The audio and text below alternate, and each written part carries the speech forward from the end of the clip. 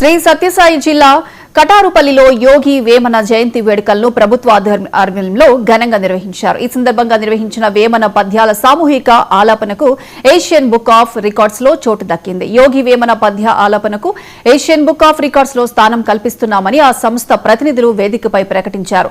సంబంధిత ధృవీకరణ పత్రాన్ని జిల్లా కలెక్టర్ ఏ శ్యామ్ ప్రసాద్ కు అందించారు. వేడుకల్లో పాల్గొన్న మంత్రి సవిత మాట్లాడుతూ యోగి వేమన చరిత్రను ప్రపంచానికి చాటి చెప్పేలా కూటమి ప్రభుత్వం నిర్ణయం తీసుకుందని తెలిపారు.